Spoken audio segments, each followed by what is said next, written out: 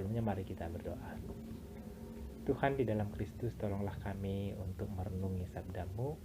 Ketika kami mencoba menelaah lebih jauh, bantulah kami dengan Roh Kudus-Mu, agar kami beroleh pengertian daripadanya. Demi Kristus. Amin. Pembacaan firman Tuhan pada saat ini yang akan kita diskusikan bersama-sama, yang akan kita dalami bersama-sama, kami persiapkan dari Bilangan 11 ayat 4 hingga ayat yang ke-6. Kita persiapkan. Kami akan membacakan bagi kita semua. Bilangan 11 ayat 4 hingga ayat yang ke-6. Begini bunyi firman Tuhan. Orang-orang bajingan yang ada di antara mereka kemasukan nafsu rakus, dan orang Israel pun menangislah pula serta berkata, siapakah yang akan memberi kita makan daging? Kita teringat kepada ikan yang kita makan di Mesir dengan tidak bayar apa-apa, kepada mentimun dan semangka, bawang prei, bawang merah, dan bawang putih. Tetapi sekarang kita kurus kering, tidak ada sesuatu pun kecuali mana ini saja yang kita lihat.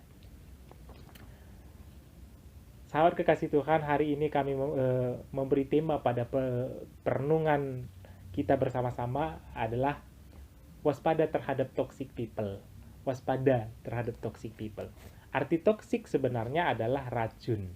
Toxic itu sebenarnya racun. Maka istilah toxic people sebenarnya sering dirujuk untuk mendeskripsikan, untuk menggambarkan orang-orang yang punya kecenderungan membawa pengaruh buruk bagi orang lain atau kepada sebuah komunitas. Nah, saran kasih itu kan bisa kita bayangkan jika kita mengizinkan orang-orang yang demikian memberi pengaruh pada diri kita dan komunitas kita. Maka alih-alih kita akan maju dan berkembang, maka sebenarnya kita bisa tetap stagnan, bahkan tidak bergerak sama sekali. Nah, saran kasih Tuhan, teks yang kita baca pada saat ini adalah teks yang sangat familiar sebenarnya, yaitu tentang narasi burung puyuh dan hukuman Allah pada bangsa Israel. Namun saya mau fokus pada ayat yang keempat saja. Kami akan membacakan kembali kepada kita semuanya. Dikatakan demikian. Orang-orang bajingan yang ada di antara mereka kemasukan nafsu rakus, dan orang Israel pun menangislah pula. Nah, ada sebuah istilah yang menarik untuk kita dalami di sini, yang menarik untuk kita telaah lebih jauh, yaitu ada disebutkan di sini orang-orang bajingan. Nah, tampaknya agak sedikit negatif ya, karena disebutkan orang-orang bajingan. Karena LAI, terjemahan baru, memang menerjemahkannya demikian, orang-orang bajingan. Namun, saran kasih Tuhan menarik jikalau kita membandingkannya dengan lembaga Alkitab terjemahan yang lama, maka bukan orang-orang bajingan disebutkan di sana, tapi bangsa kacauan. Nah, menariknya lagi,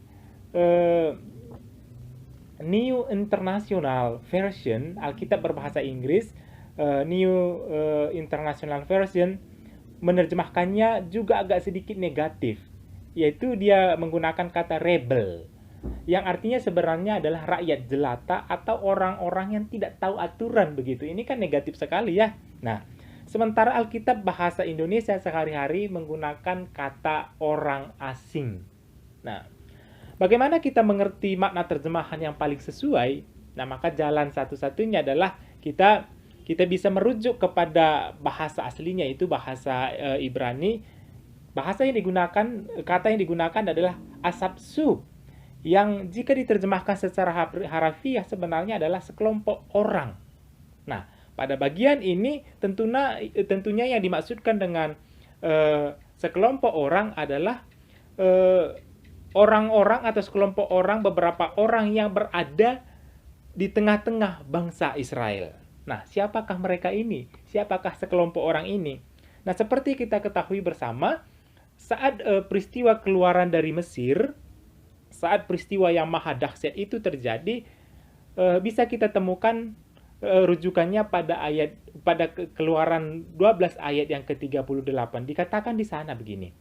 Juga banyak orang dari bangsa-bangsa, juga banyak orang dari berbagai-bagai bangsa turut dengan mereka. Artinya Ayat ini menegaskan bahwa bukan hanya bangsa Israel yang keluar dari Mesir. Nah, ini harus kita ingat sekali. Nah, bahwa yang keluar dari Mesir itu bukan hanya bangsa Israel. Toh, bukan.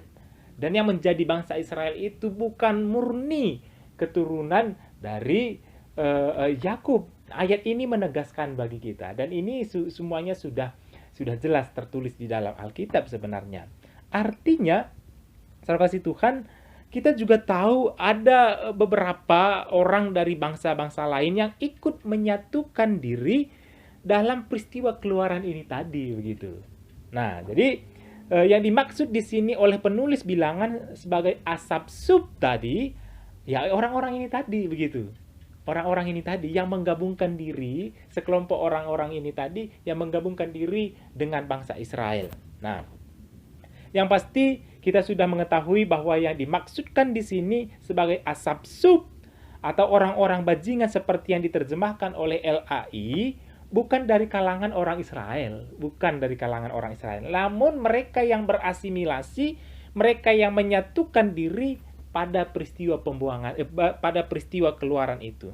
Maka yang kerasukan, nafsu rakus yang dimaksudkan di sini tadi adalah orang-orang ini tadi, begitu. Nah, yang menarik adalah dalam pembahasan kita ini adalah mereka orang asing yang menyatukan diri kepada komunitas Israel ini tadi ternyata memiliki pengaruh yang cukup besar. Mereka memiliki pengaruh yang cukup besar. Perhatikan akibat perbuatan atau tabiatnya, orang Israel secara keseluruhan menangis dan lupa untuk mensyukuri semua yang sudah mereka terima, termasuk juga perjalanan panjang keluaran dari Mesir itu, begitu. Dan yang paling parah adalah pengaruhnya juga tidak hanya sampai pada tataran rakyat secara umum, namun juga menyentuh Musa sebagai puncak pimpinan pada waktu itu, begitu. Masalah besar ini berawal dari orang-orang ini tadi yang dikatakan dia kemasukan nafsu rakus, begitu. Nah, kemudian mereka secara keseluruhan terpengaruh oleh keberadaan orang-orang ini tadi. Kemudian ngefek juga kepada Musa. Dikatakan di sini pada bagian-bagian selanjutnya sebenarnya Musa bahkan meminta kepada Tuhan, lebih baik aku mati saja. Nah, sekelas Musa juga tersentuh oleh pengaruh orang-orang seperti ini tadi, begitu. Dia stres menghadapi kekacauan yang diakibatkan oleh sekelompok orang ini tadi. Nah, kehadiran orang-orang ini tadi yang bisa dikatakan toksik ini tadi benar-benar membahayakan, mengancam keutuhan umat secara keseluruhan. Bahkan juga mengancam kehidupan Musa. Bahkan kalau kita baca seterusnya, Allah menghukum bangsa Israel. Karena apa? Karena orang-orang ini tadi, karena pengaruh orang-orang ini tadi. Kehadiran yang membahayakan sebenarnya.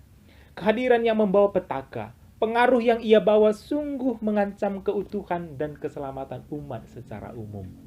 Nah, sahabat kekasih Tuhan, ada beberapa hal yang bisa kita pelajari dari perikop ini tadi, dari tema yang kita bicarakan bersama-sama ini tadi. Yang pertama, waspadalah terhadap keberadaan orang-orang toksik.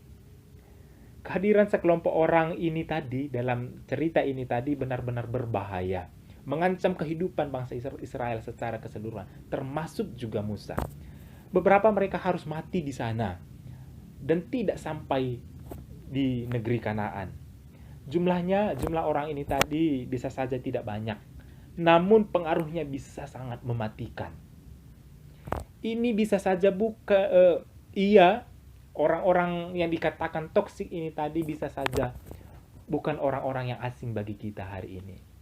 Mereka bisa saja orang yang tinggal bersama-sama dengan kita, dekat sekali dengan kita. Ia bisa saja orang yang berdampingan, orang yang begitu dekatnya dengan kita. Dia bisa saja orang tua kita, bisa saja pasangan kita, bisa saja sahabat kita, bisa saja rekan kita satu sektor, bisa saja rekan-rekan satu perjuangan. Yang kadang-kadang keberadaan mereka sudah sangat kita anggap sebagai orang yang sangat dekat dengan kita. Namun, hati-hati, kehadirannya bisa saja menjadi penghambat bagi kemajuan perjalanan kita. Hati-hati. Nah, yang kedua, toksik dalam arti luas. Jika kita perhatikan dalam teks ini tadi, maka pengaruh buruk sekelompok orang ini tadi hanya sebenarnya pada tataran masalah makan, masalah urusan perut begitu. Sikap mereka terhadap makanan, namun ternyata benar-benar merusak, benar-benar memengaruhi seluruh bangsa Israel termasuk juga Musa pada waktu itu. Bahkan menimbulkan murka Allah baik kepada bangsa Israel secara keseluruhan termasuk juga pada Musa pada waktu itu. Toksik, racun bisa saja tidak dikemas dalam kemasan kejahatan yang besar. Misalnya, pinangko, berjudi, erlua-lua, percekura, dan sebagainya bisa saja tidak dibungkus dalam kemasan-kemasan yang demikian. Namun, sudut pandang dan sikap terhadap hidup yang begitu sangat dangkal bisa saja menjadi toksik yang sangat membahayakan. Ia bisa saja terlihat dalam realitas orang-orang yang rakus, mementingkan diri sendiri, tidak memiliki semangat juang, tidak memiliki daya tahan yang kuat, yang selalu pesimis, bahkan juga pemalas. Nah, orang-orang yang demikian bisa memengaruhi komunitas, bahkan diri kita. Nah, keberadaan mereka bisa menjadi racun yang mengancam komunitas sebenarnya.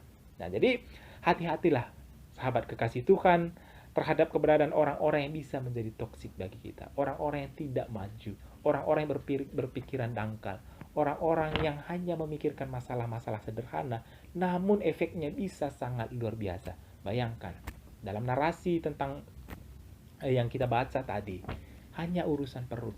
Dan ini memengaruhi seluruh komunitas itu, termasuk juga Musa.